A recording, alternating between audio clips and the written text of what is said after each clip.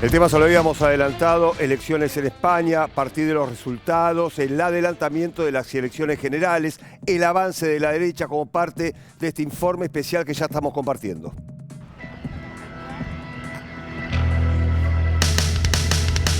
El domingo pasado, la derecha arrasó en las elecciones municipales y autonómicas de España. El impacto político fue de tal magnitud que el jefe de gobierno, Pedro Sánchez, adelantó las elecciones generales para el 23 de julio. Buenos días. Seré breve y trataré también de ser muy claro.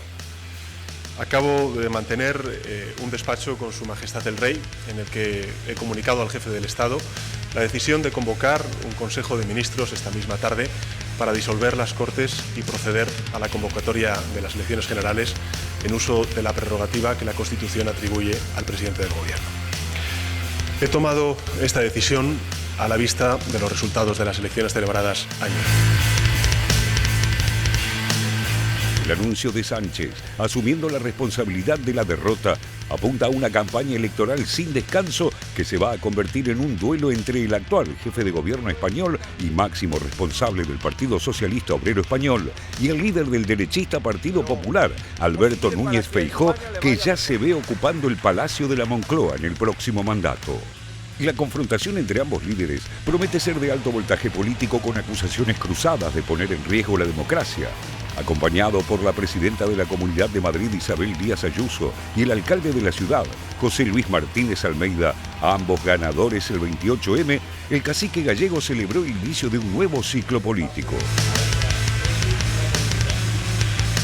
Empezar esta comparecencia dando las gracias a la mayoría de los españoles que ayer lanzaron un mensaje muy contundente acerca del rumbo que desean que siga su país. Y quiero también mostrar mi satisfacción porque eso se haya traducido en la convocatoria de elecciones generales. Mejor cuanto antes. Anunciar elecciones inmediatas no oculta lo ocurrido en el día de ayer. Los españoles han dicho basta, hasta aquí hemos llegado. Agradezco y valoro que ese sentimiento se haya traducido en una victoria nítida del Partido Popular. Los datos duros que dejó la jornada electoral parecen darle la razón a Núñez Feijóo. El Partido Popular obtuvo 7 millones de votos, casi 2 millones más que en 2019 y cerca de 800.000 más que el PSOE. Los populares ganaron en 30 capitales de provincia y en 9 de las 12 comunidades autónomas. El partido ultraderechista Vox también jugó un papel triunfal el domingo pasado. Duplicó la cantidad de votos obtenidos en las elecciones anteriores y será determinante en 6 comunidades autónomas y 18 municipios.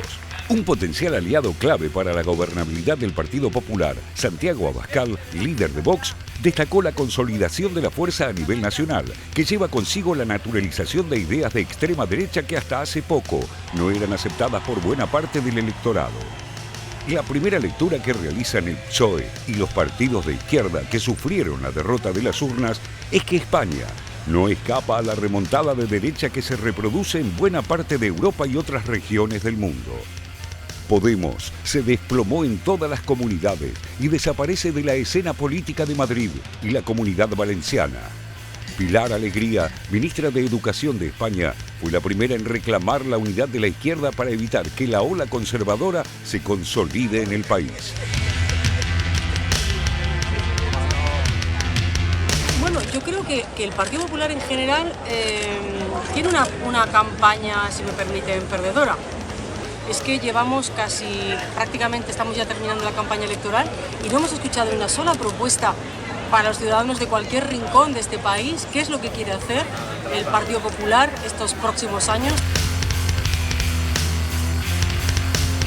La funcionaria y miembro del socialismo les pidió a los demás partidos progresistas que reflexionen sobre los riesgos de que la ola ultraconservadora se instale en España, remarcando que su partido es el único que ofrece un dique de contención a la expansión de la derecha. En esa misma línea, la vicepresidenta segunda del Gobierno y ministra de Trabajo, Yolanda Díaz, registró el movimiento Sumar con el objetivo de agrupar a todas las organizaciones de izquierda y progresistas del país en un proyecto Sumar inició ya conversaciones con el partido Podemos, que lidera la ministra de Derechos Sociales, Ione Belarra, para discutir una fórmula que les permita confluir en las generales del 23 de julio. Además de Podemos, formaciones como Izquierda Unida y la Alianza Verde ya se sumaron a la plataforma impulsada por la ministra de Trabajo. Como sea, España comienza a transitar una agitada vida política, donde no van a faltar acusaciones de populismo y clientelismo desde ambos espectros y el fomento del miedo y del odio para convencer a un electorado a participar de la contienda electoral en un país donde el voto no es obligatorio.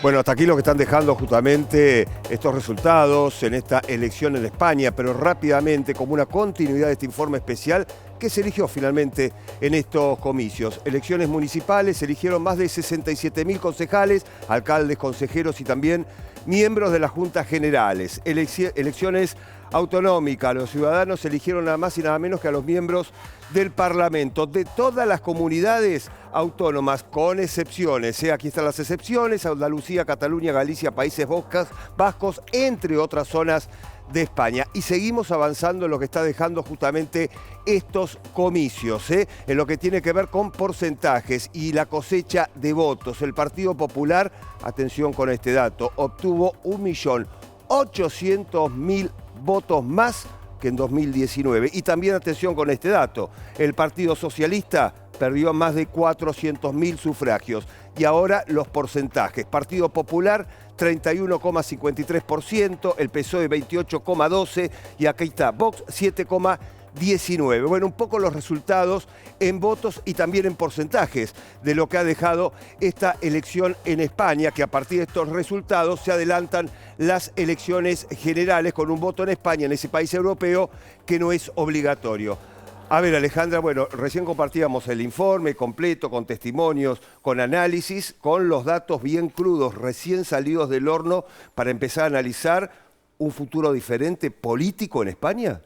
Sí, al parecer sí, porque el avance de la derecha y de la extrema derecha es algo ya indiscutible. Bueno, vimos estos resultados que provocaron que el Partido Popular haya ganado 28 de 50 capitales, es decir, 17 más que en las elecciones pasadas. El PSOE haya ganado solo en 14, 8 menos de las elecciones pasadas, es decir, bueno, el avance de la derecha y de la extrema derecha, y también algunas preguntas, ¿no?, que nos hacemos y que en particular pensaba, ¿qué pasa con la socialdemocracia que no está pudiendo canalizar a los sectores populares, las demandas de los sectores populares? ¿Por qué? Porque muchas veces, en realidad en muchas ocasiones escuché esta semana, sobre todo también en España, se dio un debate muy interesante en donde muchos salieron a echarle la culpa a la gente. Básicamente dicen, sí, la gente es la que quiere mano dura, la gente quiere fascismo, y de hecho se popularizó el mismo día de la elección un hashtag que se decía fachapobres.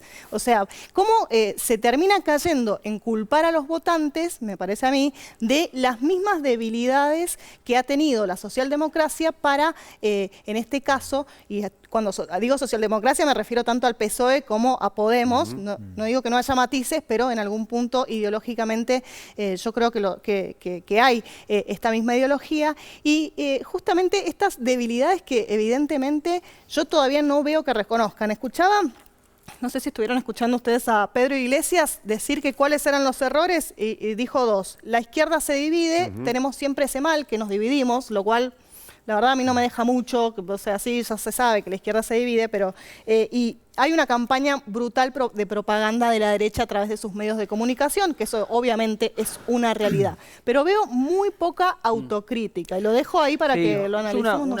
Una cuestión, me parece interesante el planteo que hace Alejandra, pero si nos ponemos a pensar, a ver, no fue la economía lo que generó la derrota del PSOE, me parece, digamos. Porque si te pones a pensar los números, tenés empleo récord, ¿no?, datos oficiales, sí, 20.8 millones de españoles consiguieron empleo en este tiempo. 2.7 millones de desempleo, es la cifra más baja desde 2008. Se aumentó el salario mínimo, algo que era como una suerte de tabú, ¿no? Durante el gobierno del Partido Popular y en los inicios del gobierno de Sánchez, y hubo varios aumentos, y de hecho se acordó, la ministra de Trabajo y viceprimera Yolanda Díaz acordó con las cámaras empresariales acuerdos hasta 2025 del salario mínimo. Se derogó la reforma laboral de Rajoy, que era otro de los planteos y de los acuerdos que habían hecho Podemos y el PSOE. Y la reforma laboral, de hecho, Yolanda Díaz la trajo a América Latina como una suerte de reforma modelo para seguir, ¿no? En ese sentido. La ley de viviendas está todo acordado para que se pueda llevar adelante. Evidentemente, lo que pasó, hay cuestiones que tienen que ver con la arquitectura electoral, si se quiere, o la fuga de votos de un lado a otro. Esos casi 2 millones de votos del PSOE son los votos que tuvo Ciudadanos, que se derrumbó. Y PSOE no pierde tanto también. Eso no es pierde lo tanto, otro. exactamente, y lo que sí pierde es el espacio a la izquierda del PSOE. Claro, eso es lo que un poco quería plantear. O sea, cosechó 400.000 votos menos. Es que PSOE, no es una cifra de hecho, así hay lugares tan donde contundente, ¿verdad? Eso es lo que quiere decir Juan. Claro, exacto. Hay lugares donde mejora su caudal electoral. No sufre tanto para un partido, quizás la pregunta es por qué no aumenta en todo caso, pero bueno, más o menos se ha mantenido. ¿Qué es lo que tenés? Efectivamente, una fuga de votos de Ciudadanos, recordemos, partido de centro-derecha liberal, que de hecho ya ni siquiera va a participar en julio, ya firma su certificado de defunción. Sí, Inés Arrimadas, su presidenta, renunció. Exacto, bueno, que se va al PP y después yo creo que justamente, por eso yo no creo que sea lo mismo hablar hoy del PSOE y de Podemos, ¿no? Es cierto que hay un espacio de, si querés, de progresismo, que los dos encarnan, pero yo creo que acá hay que diferenciar, al menos en la cuestión electoral, lo que le pasa al espacio de la izquierda del PSOE, para decirlo más rápido, ¿no? Digamos, o sea, Podemos que efectivamente sufre una debacle electoral, Podemos que saca en general en todos lados menos del 6%. Pasó de 600.000 votos en 2019 a 158.000 en el 2023. Es una debacle total que hace que hoy la pregunta es cuál va a ser el lugar que tenga Podemos o si va a haber una alianza entre justamente el espacio de la izquierda del PSOE que conduce Yolanda Díaz. Yolanda Díaz, que es la vicepresidenta segunda, que fue básicamente la designada casi a dedo por Pablo Iglesias, ¿no? Creo que también nos queda charlar un poco acerca de la decisión de Sánchez. No sé cómo lo ven ustedes, pero yo creo que también hay ahí un intento de justamente movilizar a la izquierda, ¿no? Salir rápidamente de esta cultura, medio no cultura, sino de esta clima de derrota que hay, lógicamente, en la izquierda, y movilizar con el temor a la derecha, lo cual también es un tema a tener en cuenta. Vos lo decías bien, la economía va bien, él tiene cosas para mostrar, pero al fin y al cabo lo que termina vendiendo para movilizar a votantes para que las elecciones las gane el PSOE o la izquierda a nivel de elecciones generales, digo, sigue siendo el miedo a un gobierno de PP y Vox que está más cerca que nunca. Yo no creo que vaya a funcionar, ¿eh? O sea, no creo que movilizar contra la extrema derecha hoy funcione. Y yo estoy totalmente en desacuerdo, Augusto, con lo que decís de las condiciones económicas. Para mí hay son los condiciones... Datos, son datos oficiales, no son invento mío. Fijemos, es que no tiene que ver solamente con los datos del último gobierno. Venimos de 2 décadas de un ajuste brutal, de una flexibilización laboral brutal, y el problema de la vivienda no se soluciona solamente con poner... Yo estoy de acuerdo, pero la reforma laboral que generó flexibilización laboral es la reforma de Rajoy que derogó este gobierno. Está bien, pero ¿qué hizo? Pero son medidas de fondo. No, estoy hablando de la flexibilización laboral que está desde principios de los años 2000 hasta ahora, que hace que haya un 30% de paro juvenil en España, que hace que los trabajadores juveniles, o sea, los jóvenes, básicamente, tengan que rotar de trabajo, que les cobren 1.300 euros el alquiler al mes, que ganen 1.000 euros, que no les alcanza para nada. Y hablo de los jóvenes, pero también los jubilados y los sectores de trabajadores, que cada vez les cuesta más vivir. Entonces sí hay, por un lado, un problema económico estructural, y por otro lado hay una incapacidad de este gobierno, de la izquierda europea, de responder. ¿Por qué? Porque no se quieren enfrentar al gran capital, y hoy por hoy, para las transformaciones que exige la sociedad,